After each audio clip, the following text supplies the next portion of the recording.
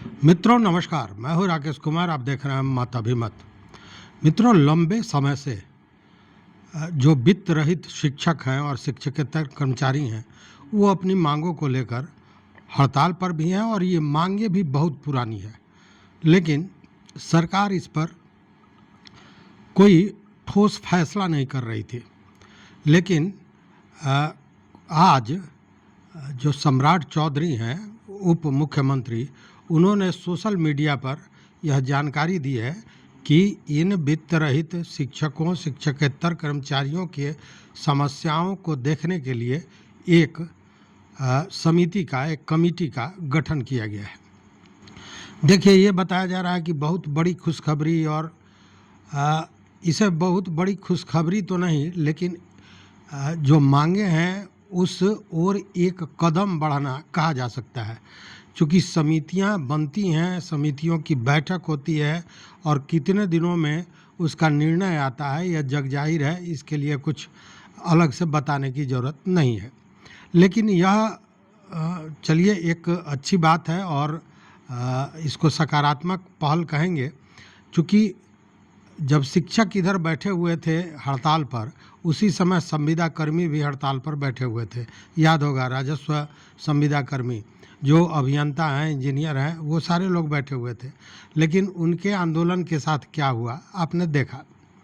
लेकिन एक तरफ शिक्षक बैठे हुए थे, और सबसे बड़ी बात यह है कि ये शिक्षक जो हैं, शिक्षकेतर कर्मचारी हैं, जो भी वित्त रहित हैं, इनकी स्थिति है कि बहुत से लोग ऐसे हैं जो रिटायर कर गए, बहुत से ऐसे लोग हैं जो रिटायरमेंट के वर्ज पर हैं। लेकिन लंबे समय से इनकी मांगें थीं, जो मांगों को पूरा नहीं किया जा रहा था। अब इसको लेकर जो डिप्टी सीएम हैं सम्राट चौधरी, उन्होंने सोशल मीडिया पर एक पोस्ट किया है। और डिप्टी सीएम सम्राट चौधरी ने अपने एक्स अकाउंट पर एक पोस्ट किया है, और पोस्ट में लिखा है कि माननीय मुख्यमंत्री श्री नीतीश कुमार जी के द्वारा वित्त रहित शिक्षकों के लिए बड़ी खुशखबरी।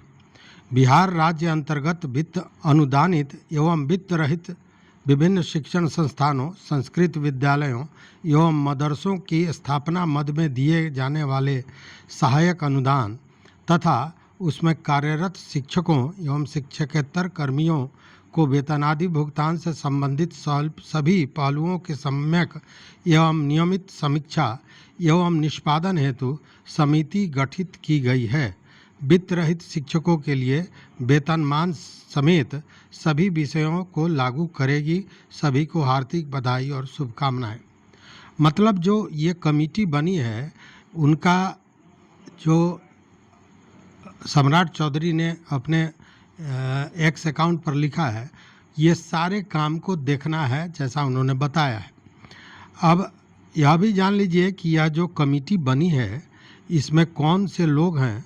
तो इस कमेटी के अध्यक्ष होंगे मुख्य सचिव बिहार सरकार।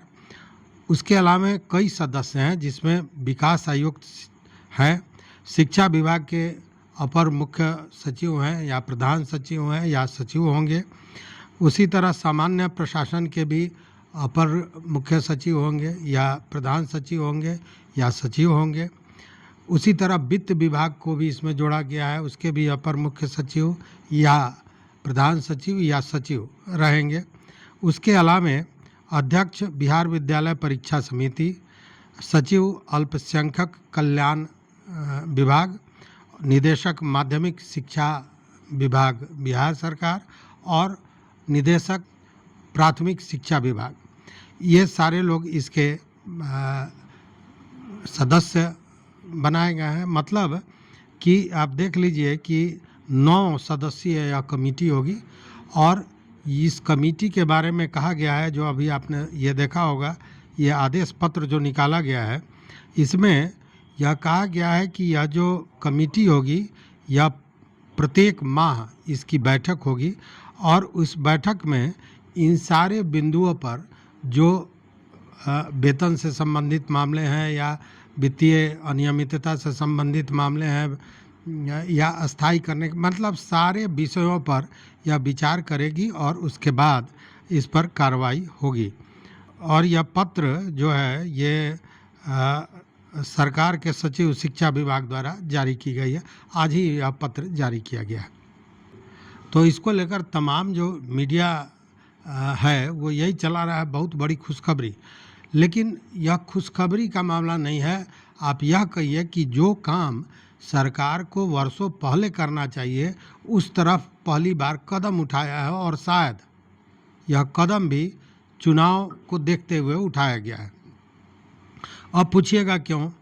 अब देखिए कि 2-3 दिनों में 4 तारीख को संभवतः आदर्श चुनाव संहिता लग जाएगा, मतलब चुनाव की घोषणा हो जाएगी। उसके बाद सारे काम ठप हो जाएंगे।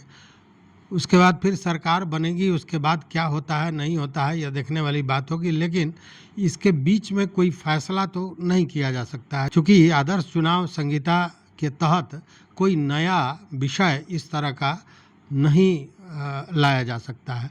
तो कहने का मतलब है कि स्थितियां बहुत बेहतर तो नहीं है। हाँ, एक कदम है, इसको मैं पॉजिटिव मानता हूँ, लेकिन यह बहुत बड़ी खुशखबरी जैसी कोई बात नज़र आती नहीं है। क्योंकि फिर अगली सरकार बनेगी, कौन बनता है नहीं बनता है, क्या उसका विचार होता है, ये सारी चीज़ें बड़ा मैटर करती हैं।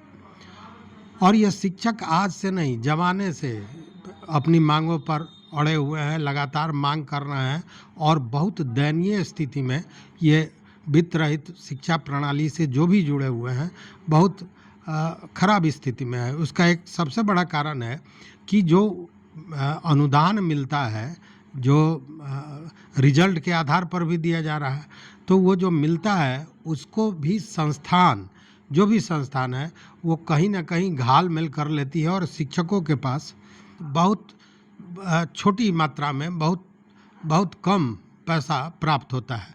वह भी नियमित नहीं होता है। सरकार भी नियमित रूप से अनुदान नहीं देती है। तो इस तरह अगर देखें तो बहुत दयनीय स्थिति में इन लोगों की व्यवस्था है, और किस तरह जीवन यापन हो रहा है। मैंने बताया कि बहुत से लोग ऐसे हैं जो इस मांग को करते करते रिटायर्ड हो गए हैं, या बहुत लोग ऐसे हैं जो रिटायर होने वाले हैं। जबकि सच्चाई यही है कि बिहार में जो उच्च शिक्षा है, अगर यह वित्त रहित शिक्षक न हो, वित्त रहित जो संस्थान है, वह एक बड़ी संख्या में छात्रों को शिक्षा देते हैं। क्योंकि जो संस्थाएं सरकारी हैं, जो मान्यता प्राप्त हैं, उनके कुवत के बाहर की चीज़ है कि इतनी बड़ी संख्या में छात्रों को पढ़ा सकें। मतलब कि उच्च शिक्षा में एक बड़ा सहयोग इनका है, लेकिन यह आज तक उपेक्षित है। पहली बार इस तरह की बात आई है सामने कि सरकार इनके कल्याण के लिए, इनकी समस्याओं के निदान के लिए एक कमेटी बनाई है। लेकिन सबसे बड़ी बात है कि अब देखने वाली बात है कि इसमें तो कहा गया कि हर माह बैठकें होंगी और समीक्षा की जाएगी, देखा जाएगा कि क्या प्रॉब्लम है, क्या समस्याएं हैं, और उसका निदान किया जाएगा। लेकिन जो 9 सदस्यीय कमेटी है वो कब बैठती है, क्या निर्णय लेती है, ये सारी चीज़ें भविष्य के गर्त में हैं। लेकिन पॉजिटिव तो है कि जो मांग ये वित्त रहित शिक्षक और शिक्षकेतर कर्मचारी कर रहे थे, उस ओर सरकार ने एक कदम उठाया है। यह कदम कब कारगर होता है यह देखने वाली बात होगी, लेकिन एक संतोष का विषय इसको मान सकते हैं। तो इस वीडियो में बस इतना ही। देखते रहिए मत अभिमत। मित्रों, चैनल पर नए हो तो सब्सक्राइब कीजिए, लाइक कीजिए, दोस्तों के साथ शेयर कीजिए, और अपना विचार, अपना मत हमारे जितने भी वित्त रहित शिक्षक बंधु हैं, ज़रूर अपना विचार हमारे कमेंट बॉक्स में देंगे। बहुत बहुत धन्यवाद। कोटिशाह आभार।